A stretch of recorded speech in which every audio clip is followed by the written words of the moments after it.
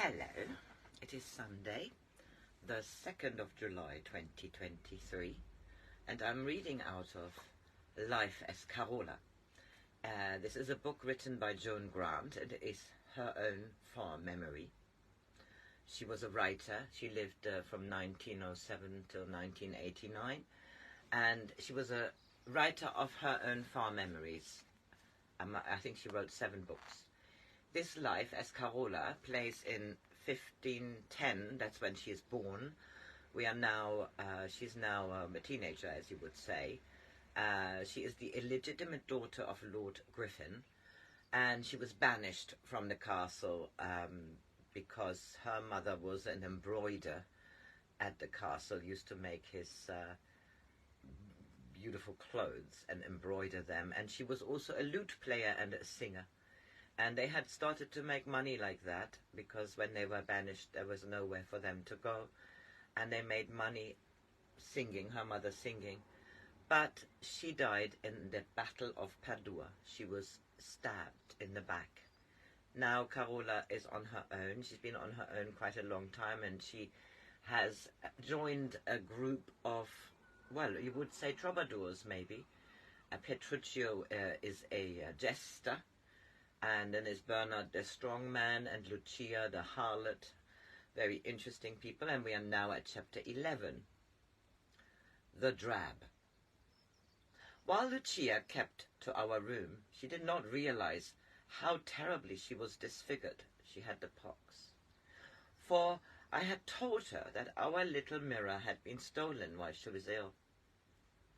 When she was strong enough to go out, I could no longer prevent her knowing how her face had changed, but she still believed that in time the pox marks would fade, and that when they did, Bernard would find her still, that he still loved her.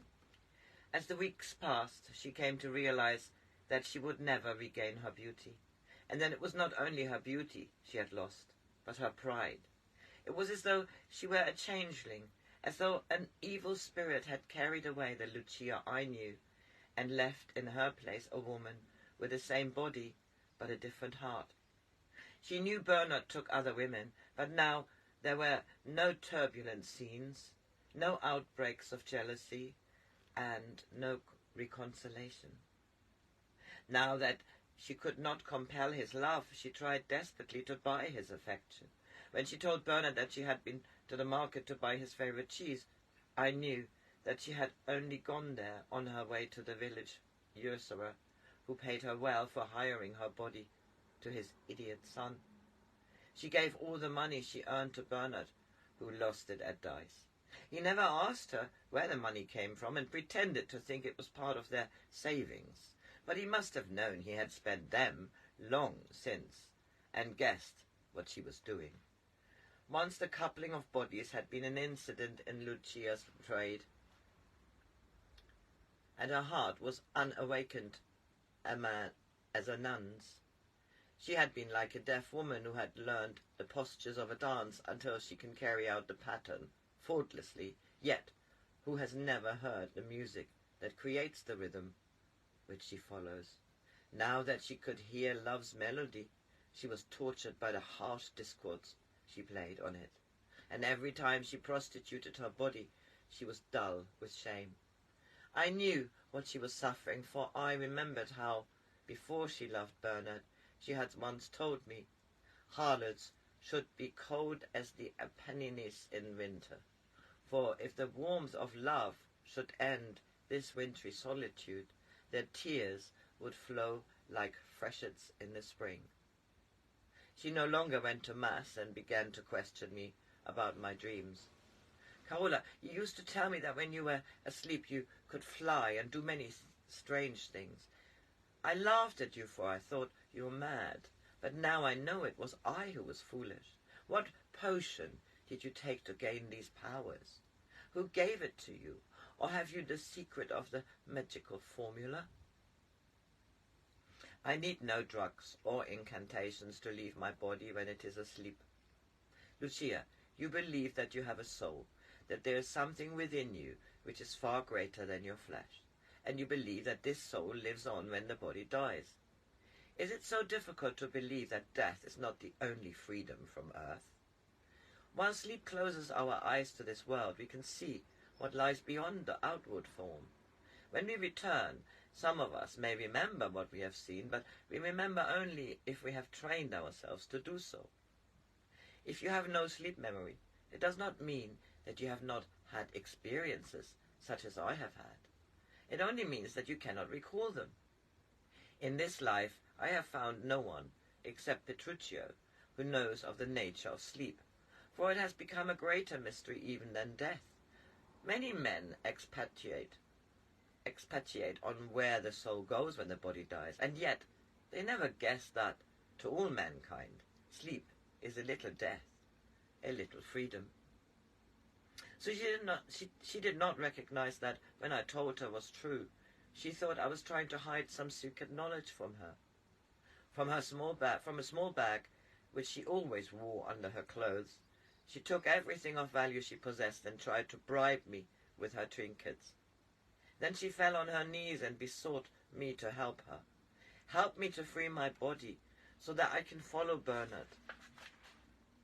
When he lies with another woman, I will be between them. When he mounts her, she shall be only the bed on which we lie together. Carola, you told me you heard music. For me there is no music but Bernard's voice. Could I hear that? I knew 1,000 ways to stir him.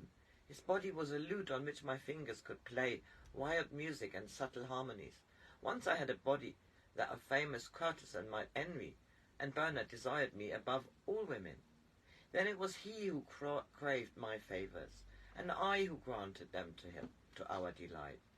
When he got me with child, I was glad because I thought that it would enhance my beauty. Painters delight in the curve of a fruitful belly, and though they have the eyes of poets, they have the loins of men. It seemed that Bernard discovered a new kindliness for me. He was no longer impatient when I was tired. He was not rough with me, even when he was stupid with wine. I cannot forget his face when he saw me crusted with a pox. You tried to make me believe it was you who kept him from me when I was ill, because the fevered demons might attack him too. That he stayed away because he knew you were caring for me, and he must keep strong so as to earn our lodging. I tried so hard to believe you, but I always knew it was because it would have disgusted him to see me. The lips that he had kissed cracked and blackened, and a body that had curved so often to his own, swollen and corrupted. I could have died then, Carola, but you made me go on living. You made me live. You must give me something to live for. I loved my body, for it brought me love. Now I hate it, for the sight of it breeds hatred, or worse, indifference. Carola, you used to tell me that when you were asleep, you sometimes wore a different form. Teach me how to appear to him as I used to be. For what use is my love, my skill, when my skin is pitted like a dusty courtyard with the first heavy drops of rain? The songs I sang still echo clearly in my ears, but now my voice is harsh. I am no longer Lucia, the sweet singer, Lucia, the woman who many men desire, and whom none dared approach for fear of the jealousy of Bernard, the strongest of all men. Now I am Lucia, the Drab, the harlot, who is unskilful at her trade. I tried to make her see that Bernard was not worth loving, but I could not change her. I was unhappy, for I loved Lucia, so I went to Petruchio to see if he could teach me how to help her. I asked him, "What is this strange fever that fires the blood and lulls the mind to sleep? Does the sound, we think, nightingales come from Pan's pipes? And is the patter of his goat's feet echoed by the pulses of women? Do the snake root and the purple nightshade distill their subtle poison on the air, so that under the spell of their miasma human forget their godliness? Their bodies chokes their spirit, as ivy shrouds a tree, until their eyes become vacant as a cow that goes lowing after a sulky bull, until he, of his own desire, swells her smooth flanks and leaves her loving again, with carving pains.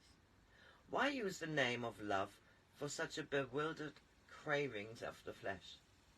Is it from God or devil that it comes?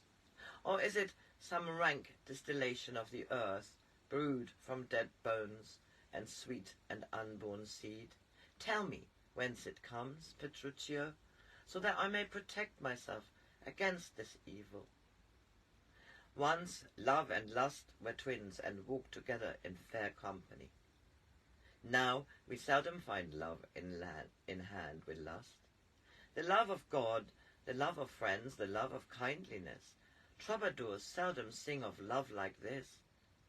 It is lovers' bodies they immortalize. Even the church has sullied the first lovers, Adam and Eve, who came into the world to bear their children as vessels in which one day would burn the light of Godhead. Lovers may seek each other, not to assuage some torment of the blood, but to escape from the long loneliness of mortals, to achieve some vision of that future in which we shall be able to share each other's memories. I seem to hear an echo in some strange land where mermaids and dragons dwell, where gazelles talk and flowers sing madrigals. And I said, once I thought I might meet someone with whom I could share not only flesh but soul, not only soul but spirit. I believed that love could illuminate all things, and that our bodies would be like flint and steel to kindle a light. Now I no longer let myself believe that this is possible, for if I did, I might give my heart into a man's keeping and feel it break. The time will come, though it will not be on earth, when I shall remember how cool the moss felt under your bare feet, when Carola ran through the meadows in the dawn, and you will see yourself through Patricia's eyes. Only then will you know what his heart held for you, know his fears and all his vain ambitions. And this will show you how love could be on earth, even though it were disguised in ugly flesh, imprisoned, mute, a love that cannot be told and only shared in some far heaven. Oh, that was really rather lovely. I shall listen to that myself again.